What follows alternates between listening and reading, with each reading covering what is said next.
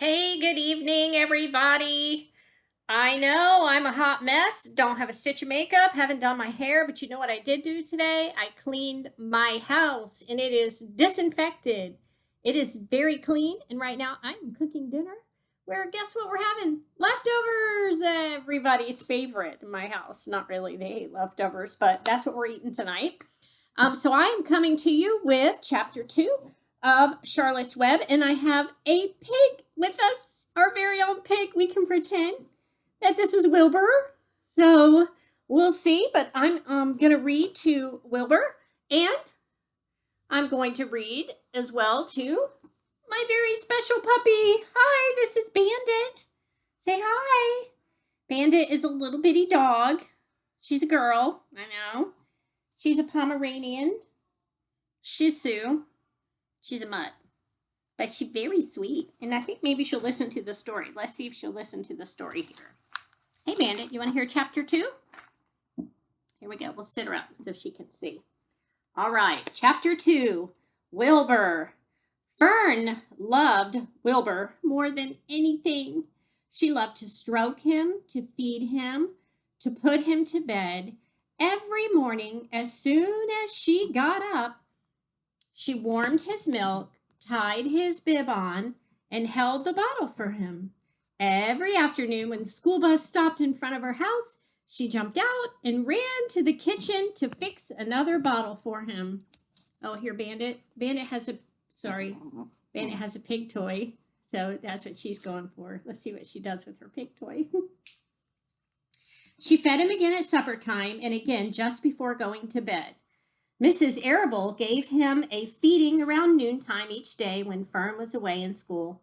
Wilbur loved his milk, and he was never happier than when Fern was warming up a bottle for him. He would stand and gaze up at her with adoring eyes. For the first few days of his life, Wilbur was allowed to live in a box near the stove in the kitchen. Then, when Mrs. Arable complained, he was moved to a bigger box in the woodshed. At 2 weeks of age, he was moved outdoors, and it was apple blossom time, and the days were getting warmer.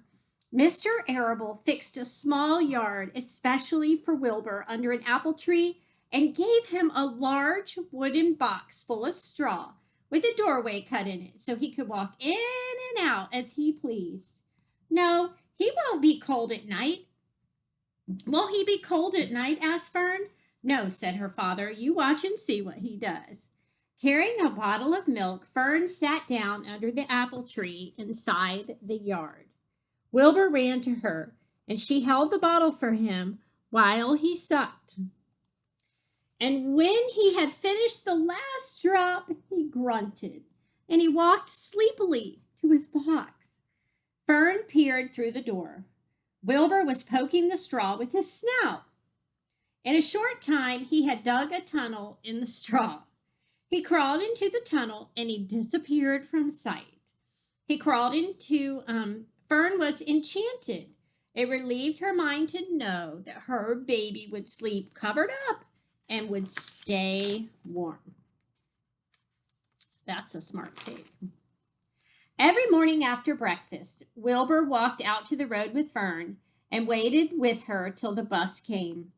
She would wave goodbye to him, and he would stand and watch the bus until it vanished around a turn.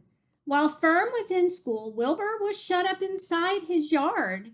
But as soon as she got home in the afternoon, she would take him out, and he would follow her around the place, kind of like this one does me. She follows me everywhere.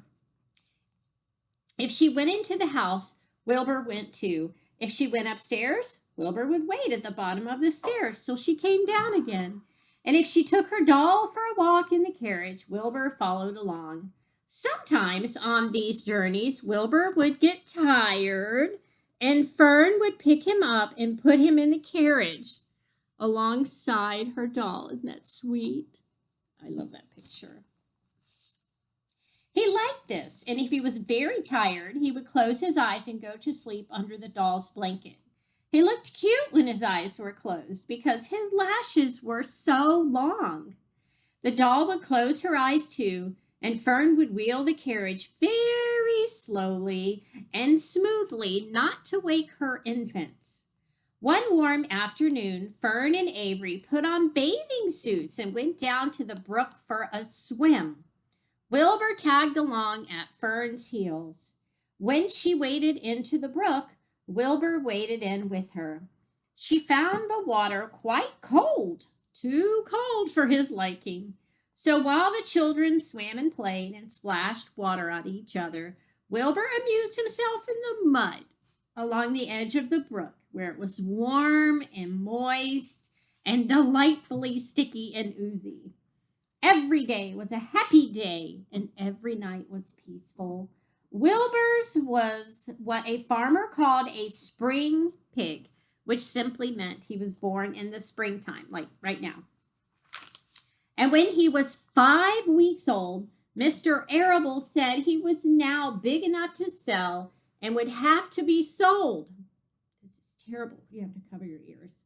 Fern broke down and wept, but her father was firm about it. Wilbur's appetite had increased.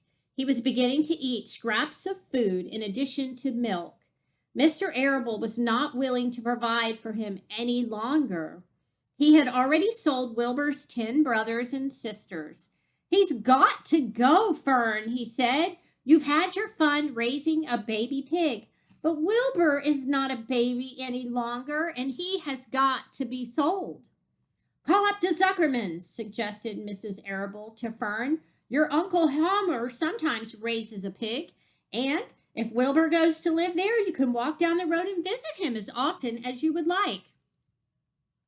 "How much money should I ask for him?" Fern wanted to know. "Well," said her father, "he's a runt.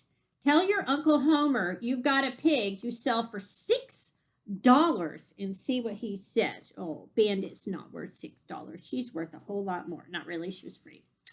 It was soon arranged, and Fern phoned and got her Aunt Edith, and her Aunt Edith hollered for Uncle Homer, and Uncle Homer came in from the barn and talked to Fern.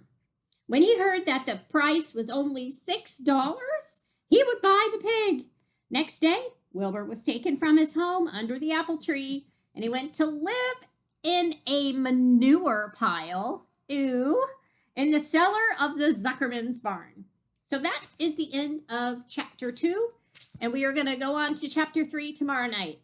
And there's our pig, and if you want to know who's controlling the pig, that would be my daughter, Erin, who's somewhere behind me.